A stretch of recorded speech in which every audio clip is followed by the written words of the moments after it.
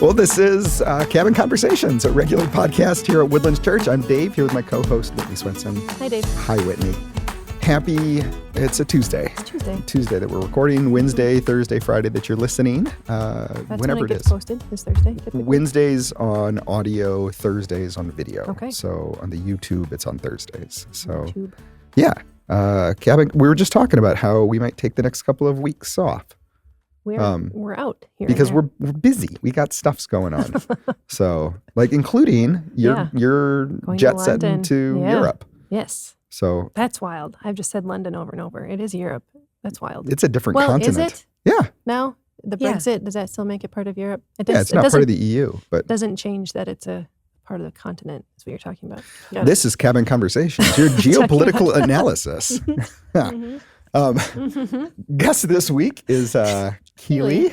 So, it. You want to play into that? No. yeah, I you got got any nothing. comments on geopolitical happenings? No. There's some stuff going on. News is pretty spicy these days. That is Spicy. not what this podcast is for. Thank you, Keelea. You're welcome. Redirecting. But it's a what I'm good regular, at. Christ-centered conversation centered around, stuff. So, Stuffs, yeah. but usually Sunday's sermon. Yes. Try to be. It's going to be a little more irregular for the next few weeks, but then we'll be back on. Yeah, no guarantees. And then, we're wrapping up Jesus Says next Sunday. Yeah. And then we're moving into a 5-week relationships series. Is that what we're calling it? Is that like the tagline? It's known and unashamed. The title is Known and Unashamed, and we are focused on relationships and marriage to an extent, but not exclusively. And I think I get the first 3 in that series, and I'll try to do my best to set that up because I think there is a profound reality of what marriage is, but we make a mistake when marriage is this very unique relationship But established it's pre-call. one relationship of how many relationships do you have in your lifetime? And Like there's Jesus was never married. Yeah. And so it's not inherent to humanity. Mhm. So I don't want to, and there's plenty of folks who are navigating relationships and not navigating marriage because maybe their marriage is healthy, maybe they're not married, any of those things. So it's not going But to to be think about alienating. Jesus as the relational person that he was and how well he did relationships is what a place to ground yourself when you think about relationships. Yeah. Marriage too, right? Like it doesn't have to, just the way he treated people. There's right relationship with the Father and right relationship with one another. Yeah. Let's do that right. Let's do that well. So it's such a good opportunity to dig into that for 5 weeks, and then we'll be in Advent. So we'll pick up the Ooh, conversation. We'll pick Who up are at some we? point. I know. We're doing I'm Advent. excited for So the I am Advent too. series. Me too. It's going to be good. It's So gonna be great. cool. Well, Whitney, do you have Got a a question for you, Keelea. Have you ever had an experience where you've lost a sense, like a eyesight or taste or hearing? And what was that like? Have you Like ever? taste and COVID? Like, did that happen to you? That was such a varied experience for people. That was such a. I mean, have you ever had like such a bad headache that you can't see? And I not able have. to, like, I frequently. find around. Yeah, I was just sharing with Whitney that I had a migraine last night. Yeah, like I've had migraines my whole life. Like I don't really remember. Like even as a kid, I had migraines. Would you lose eyesight at that? Yeah. Yeah, like I get like an aura in my eyesight, and then like I don't lose it completely. Like I don't lose vision completely, but like I'm so disoriented from like the throbbing pain in my head that it's very unpleasant. I You would don't say. want to open your eyes and try to experience something else. No. That's enough is going on. No. I will say one time I almost passed. This is my life. I almost passed out in gym class. I was in weightlifting. Like my high school had weightlifting. As that was the thing you did? That was a gym. That was like a gym class, unit? like a credit you could have. Oh, just weightlifting. It wasn't Just like a weightlifting. unit in like. No, it wasn't Okay. a unit. It was like that was a class. And I decided to take it. I'm not sure why. Anyways. You wanted to get swole. That's, I think I just wanted to talk to my friends by the whole equipment. Anyway, so I was like doing it and I had not eaten enough or something. I don't know what happened. And like the sound went out in my ears and I got very like lightheaded and I passed out. And that was a very disorienting experience as well. Yeah. Yeah. That's It's the only time. disorienting when you lose senses that you're used to. Yeah. It's so disorienting. Even when like I have a cold and I have not lost my sense of taste ever. Like COVID, that was not a thing for me. But I've had enough head colds where like you can't taste anything and you don't want to eat. My desire to eat is not there because I want to taste it. Yeah. So I don't know. Have you had? Yeah, Dave. You what just about had recent COVID experience. No? Yeah. Yours was? Yeah, it was just a couple weeks ago. But I don't think I've lost taste for those with things. COVID? Yeah. And I think about just being blindfolded for playing games with my kids or things like yeah. that. But losing sight is so disorienting. Or thinking of like night games. Did John talk about night games? He did. He did talk about the night games. I immediately thought we used to play the games. I remember talking to Eden recently about my youth group age daughter about the games I played with my kids, and she was like, "Dad, I would not have come to your youth group. That sounds so bad." But I remember at a fall retreat, it was at Riverside Bible Camp. What a dangerous place to do night games. It's so fun, but dangerous or fun. We used a room, and we had the lights completely off, so it was pitch black, and there were 4 teams on 4 different sides, and we'd have one glow stick. And the goal was for one team to get the glow stick to the other across the room. And it was that's all it was. Just chaos. Like you couldn't see anything except the glow stick. And it was just chaos. Yeah. I mean, like nighttime things I feel like are a little different. Like we used to play when I was in college, we played Murder in the Church, which is all done in the dark, like the pitch black, and you're come trying to our youth like, group. Just like Yam, basically. Murder in the Church. Literally, we were like, come play Murder in the Church. Just so strange. But anyway, and when John was talking about the night game thing, there was a night that I was closing at Target, and the lights went off. Like somebody had like set the thing, and the lights turned off. But I was like coming out of my office. There is no place, I'm pretty sure, darker than a big box retail, not near the front of the store, because there's literally no windows. There's no light. There's no nothing. There is nothing. You can't see you can't see your hand in front of your face. It's very dark. You imagine being born like that then. And that's all you've experienced. What wouldn't be disorienting is being blind. What would be disorienting is having sight. For a time. It. Oh, I mean, just for the man born blind. Sure, what would now be disorienting? He washes and suddenly he can see. All of a sudden you can see, like you're trying to make sense of all the things that you had already made sense of in a different state. Sure. How disorienting that would be the other way around, and how I'm like shocked at how fast he comes around to making sense of things. So this is neither here nor there in processing this sermon, but like how much did Jesus heal? Because obviously he healed, there's physical, like he healed retina elements, he healed nerves leading to the brain. But was there also a provision of like making sense of things? Yeah, sensory healing in terms of that? Because this is a retina that's never seen the sun before, ever. And then suddenly here he is outdoors. I wonder how much was healed there. Yeah. So if there wasn't some psychological provision made too. You don't know. No, but what you do know is that it takes like he goes from being blind to seeing and understanding. It seems fairly quickly over the course of this story. Yeah.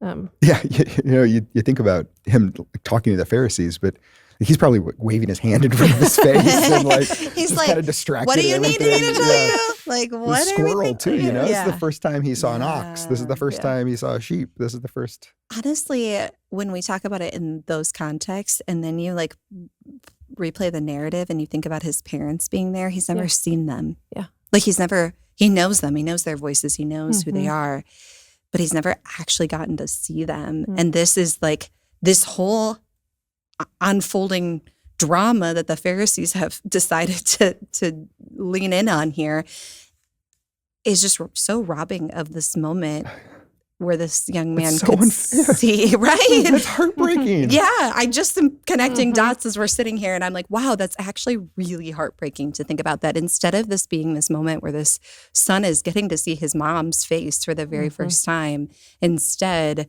they're having to be on trial with the Pharisees, essentially. And it puts such weight to his stance, like his firmness and who he knows Jesus to be.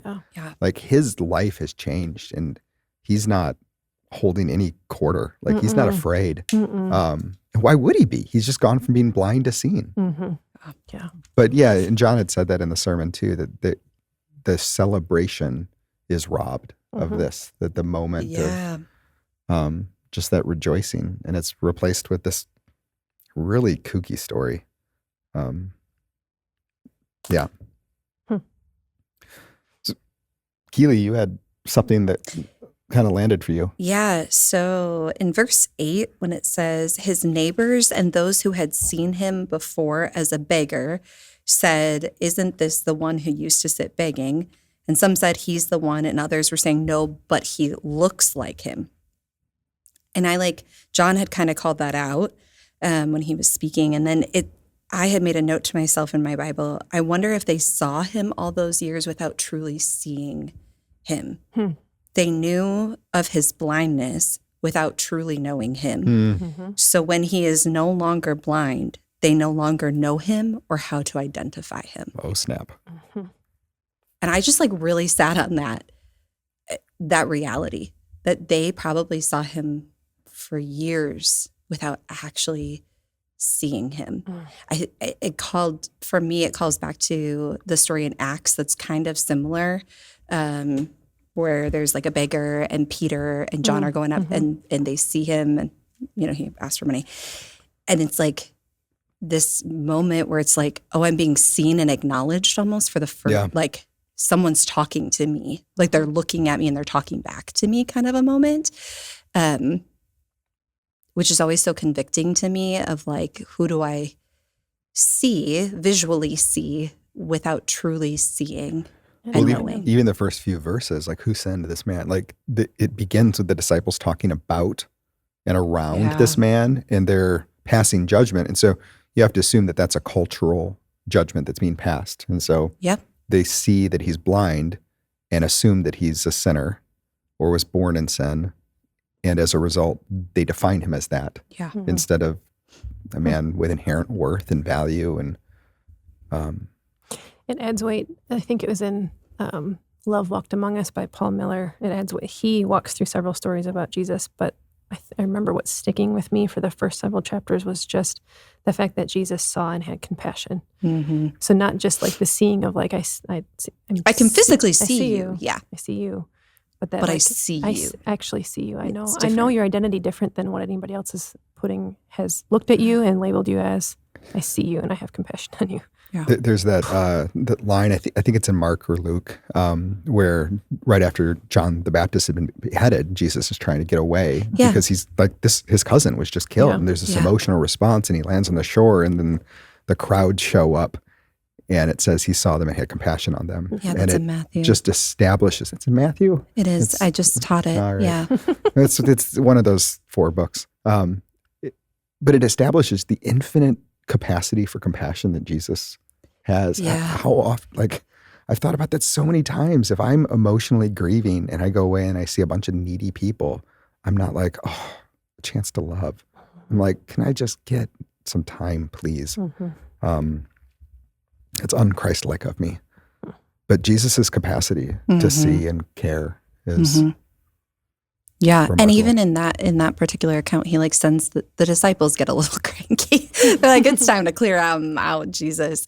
And he sends them on ahead, which is where we get the storm story. But he stays back to clear this crowd out. And I can't imagine he's okay, everybody, get out, go home. We did the miracles, we're done here. I'm sure he is loving them out of the space. Do you think Jesus was extroverted? Do you think extroversion, introversion is a category to think of the Son of Man in regards to? No, I think he probably embodies both. Maybe he's an extroverted introvert. You know what I mean? Because right after that moment, he does end up taking solitude. Right. There's times where you see him pull away. Yeah, because he's not with the disciples in the boat. Yep. He stays back. They go ahead. And it says that he took time to go and pray at that point in time, which was what he was seeking to do initially. Why? Do you think he was an extrovert? I don't know. I'm trying to decide if I think Jesus is inherently human. And so any descriptions of inherent humanity are appropriate to apply to Jesus. Yeah. But I don't know if introversion, extroversion is inherent components of humanity or if in our glorified states we'll all be the same version, not introversion or extroversion, or, I don't know. In heaven, will some people be like, today's not a people day? Because if it is, then the argument could be made that there's a level of either one of those that's a result of the fall. And I don't think that any of us like those implications. Anyway. What an interesting theological concept.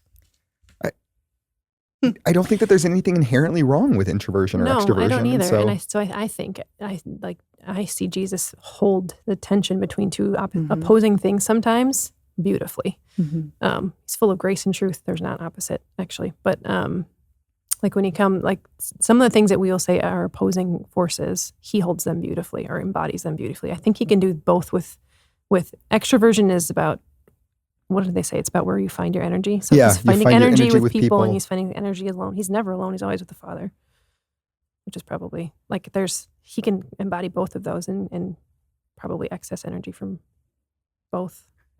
Right? Yeah. I don't know. I don't either. That was a profound, the scene thing though, that you were highlighting there, Keelea. That was just really. That was my big takeaway. I think. I know that was not the point of the sermon necessarily, but it was a takeaway for me.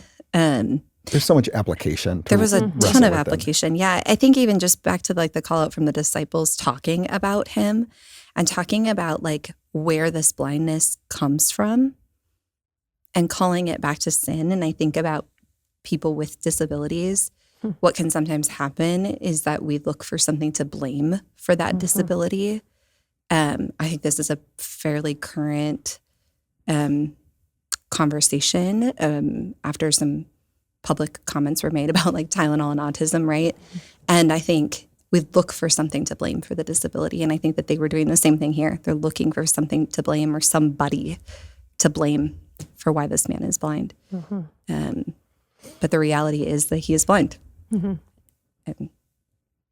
that is his, that's his reality. Yeah. And in that culture, that meant a life of begging and a life of outcast and living marginalized. Go ahead, Whitney.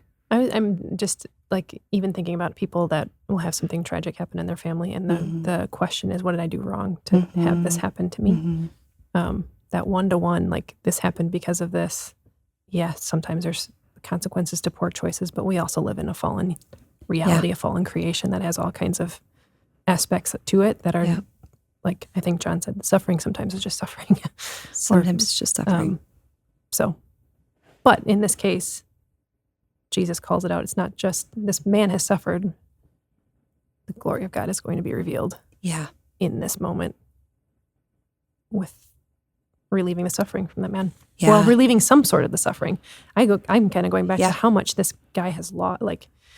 What's the cost of following Jesus? It's pretty high for this guy, actually. He has gained. What has he gained, and then versus what has he lost? Going back to seeing his parents for the first time, didn't think about that, but they're kind of on opposite sides of the road now. One's in the synagogue and engaging in Jewish tradition, and one is thrown out but has gained Jesus.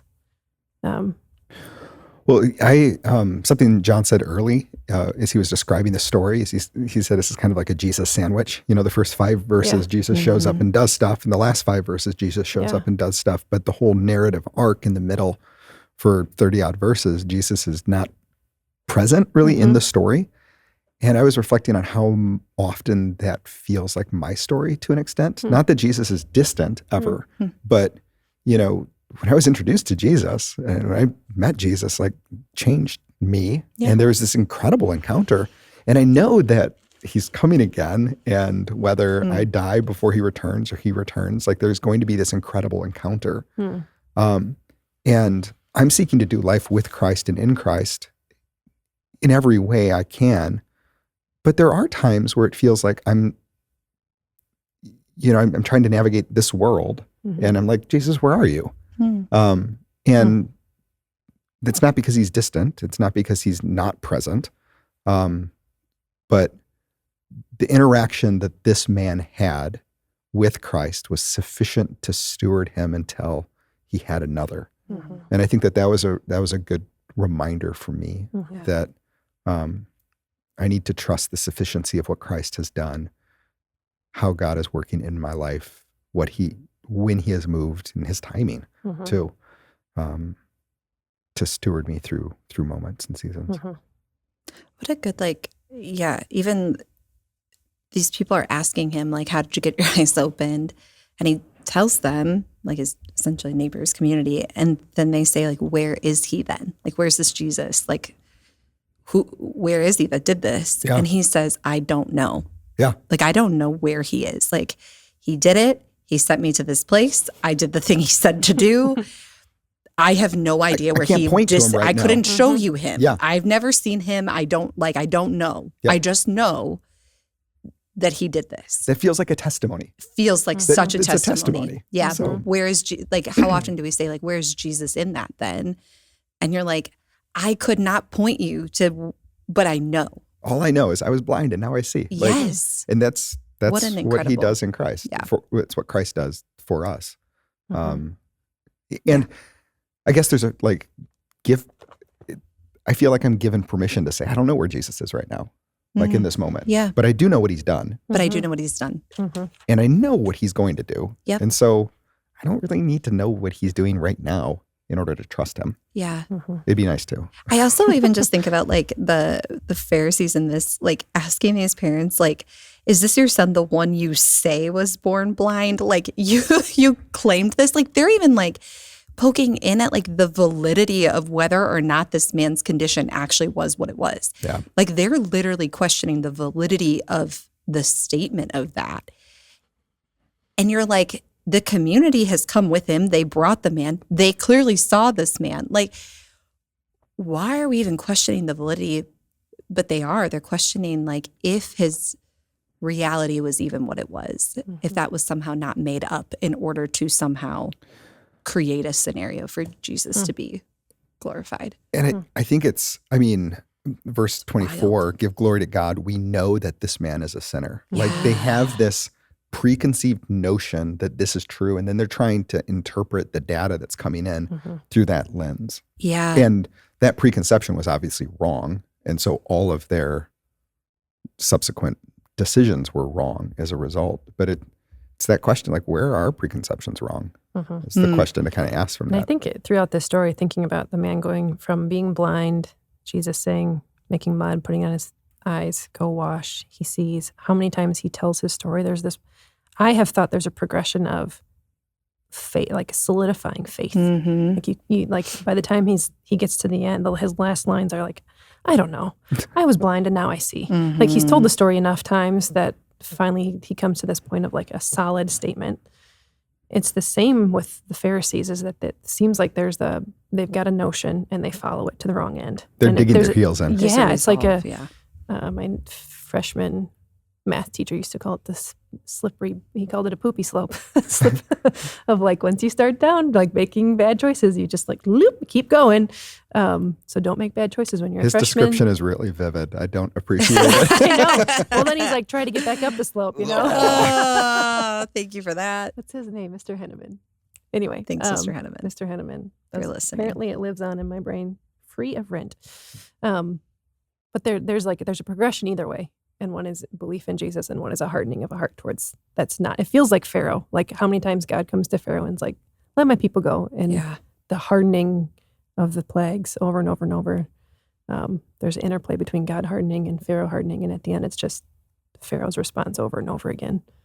I don't know, wondering about how many times we're offered the grace of God in our actions of hardening our heart against him.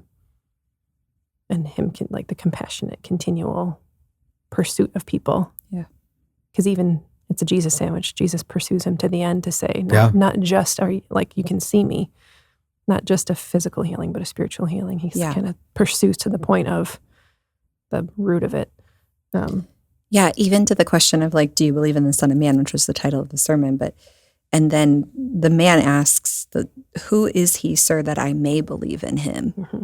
Like, there's still a seeking out to be like, yeah, like point him out to me. Like I will believe in him. Like I will follow, like show me him. Like I'm gonna, is just remarkable. Like honestly, and even just the like digging in back with like the Pharisees, like you think about the Pharisees, you think about how powerful they actually were from a cultural standpoint, from what they could allow and not allow. And then this guy's like, well, that's the amazing thing. Like, you see, you don't know. Yes. You don't know where he came from. You're over here arguing about where he came from or what he's done. Like, you don't know. But I know that he opened my eyes, right? And I know that you're telling me that God doesn't listen to sinners and that God isn't going to allow a sinful person to do a miraculous work. So clearly that's not the case. Like, it's like just mind-blowing how brave he is in this moment. Yeah. Culturally, this is this guy's first interaction with Pharisees. Yeah. With religious elites, with, and people who, ultimately they're calling into question the healing and how it happened on a Sabbath and all of that. They're trying to get Jesus back on trial. And this guy is just like not playing in at all. He does not play their game. It's fascinating. This guy is a sass, and he's just got like sassy he's a little responses. bit savage here, and I he's just love it. Quick-witted. Very quick-witted. He's just been sitting there probably thinking of all the things. But also probably like we don't know if he's had interaction with anybody. He's been a beggar on the side of the road. Yeah. So have any of the Pharisees paraded past him and he's heard snippets of what like, oh, sure. Also, can we bring up the fact that he's the beggar on the side of the road of age and his parents are like in the vicinity? Yeah. Like, yeah. I guess I don't understand enough of the cultural reality to understand what his parents have done to kick him out of the house. It's got to tie back to this. I think it ties back to the sin piece. Sure. I think it's like clearly a sin happened for him to have this, and we do not want to appear associated with said sin. So did they disown him at age 5 or age 6? I mean, has he been... I also read something culturally that this could have been actually a lucrative way to make money. So he doesn't only lose his place and potentially coming back to the synagogue, but he loses his way of income stream. Income. No longer are you going to be a beggar on the side of the road because you can see, you can do something now. But I think, I don't know, the way the story ends with the Pharisees, like their final line is, you were steeped in sin at birth. Like, yes. That was something that they already had in mind. Yeah. And then called in at the end. So yeah. My goodness, the reality that they're calling Jesus out as a sinner, saying that this is a sinful man. We know that that's not the first time they're going to point to that. And then to cast that onto the man that is healed and say, like, you are steeped in sin.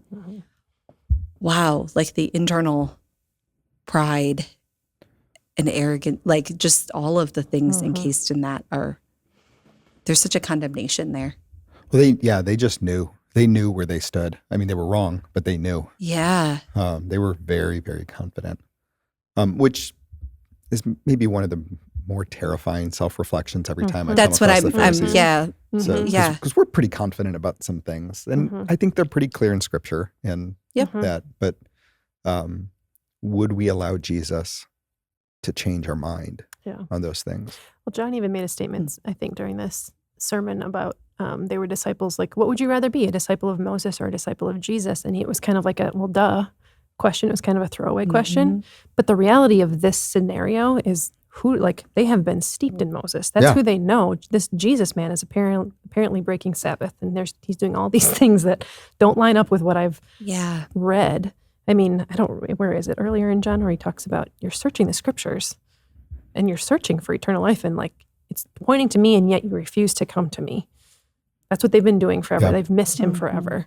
But just the simple question of, would you rather be a disciple of Moses or Jesus? When Jesus is brand new on the scene and you're learning about who he is, that is a legitimate decision you need to make. Yeah. And I think for anybody that's even brand new to like, my way of life once was this, and now Jesus is on the scene, it's a legitimate decision of who am I going to follow? Who am I going to actually form my life around? Yeah. What am I going to form my life around? That's a really good and tradition, like religious tradition, which can happen. Like I am a part of a program that like literally is not just nationwide, it's global. And I have been... Is it called the church? Nope. Okay. It's a parachurch ministry. But anyway, it's all with women. And to hear women's stories, many of them who are either from India or Pakistan, or they live here, but their families immigrated. And the Hindu culture, when they come to faith in Christ and what that is and how that, I have just been like, it's this moment right here. It's been very interesting. It's not a culture or a religion that I knew enough about. And so I've like just been sitting and listening to their stories of like how when they come to a faith in Christ, how removed and rejected now from their family, their society, their culture, like everything is now, the cost is high. It's very high that they pay to come to faith in Christ. And it's, I think when we think about paying high cost, like this man is going to pay a pretty high cost to stand firm with Jesus. And we don't always feel that because our Western culture is so, there's so many threads of Christianity that have helped shape that culture. Yep.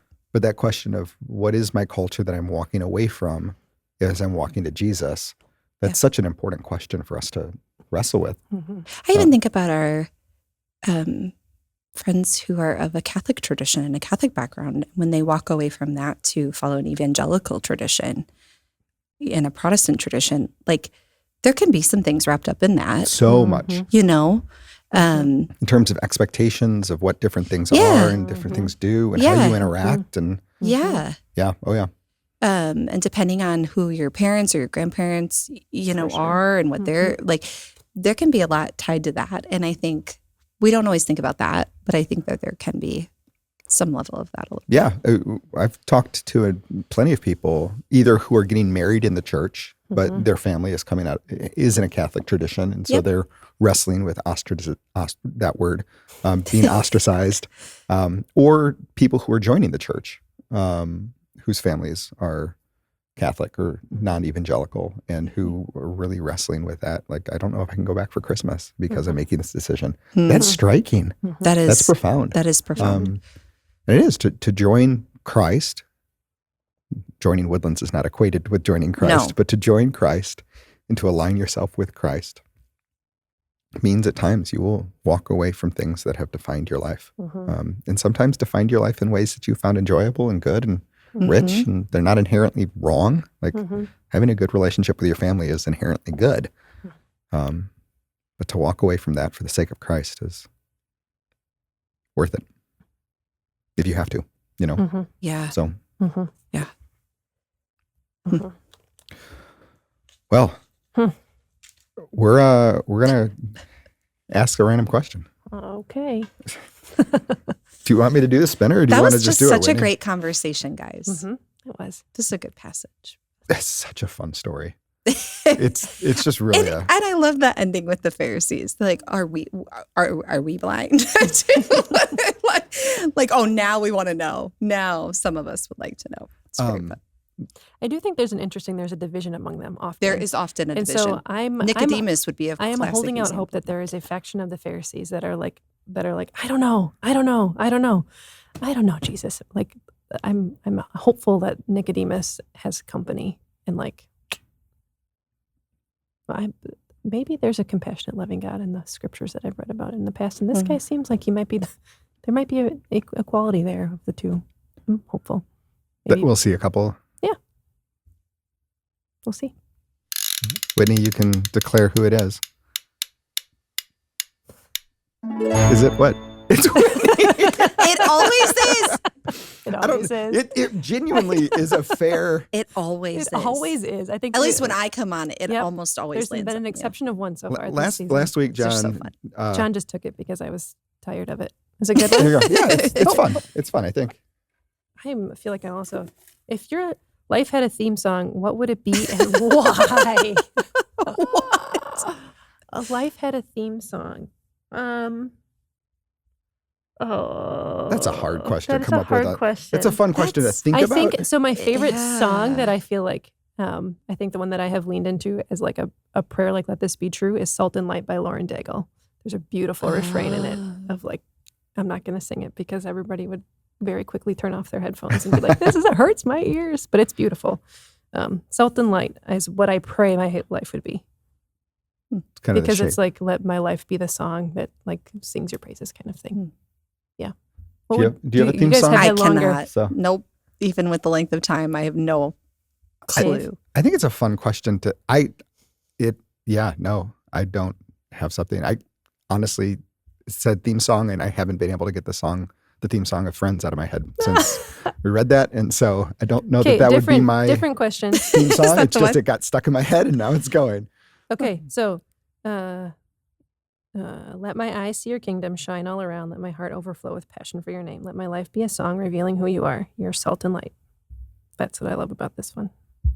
Beautiful song by Lauren Daigle. What's your walk-up song? So you're walking up to the plate to swing. What's your walk-up song? I don't know that either. Golly. So, What? I thought, like a I baseball don't watch walk-up baseball. song? You don't watch baseball? Not at It's all. a I good don't time have to an start answer watching baseball. So we've talked about doing that for like sermons and stuff, having walk-up songs. Well, do you remember when we did the One Hit Wonders Yes.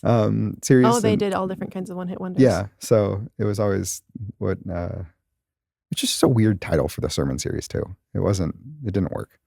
So, because it's not like Jude was not a one-hit wonder, I don't Right. know. Well, the idea was that it was only one chapter. Yeah. One chapter books. Yeah. So Yeah. Sometimes we try things and they don't work. I think that happens. What? We Sometimes do? hindsight I think that happens helps, occasionally. is helpful. So anyway, hey, if you don't hear from us for a couple of weeks, Yeah. we're okay. We're just on the other side of the Taking a world. class, So other side of the world. Yep. And then I might, hopefully I'll be here the 4th. But okay, we're going to target see. the 4th. we're going to target the 4th. And we'll see what happens. But this has been Cabin Conversations. Thanks for joining us. Bye. Consider who Jesus is, because that's worthwhile. So. Yeah. That's what this whole series has been about, right? Like, Yeah. who is Jesus? What does he offer? And he's worth it. He's worth it. So, all right. Bye, friends. Bye. Bye.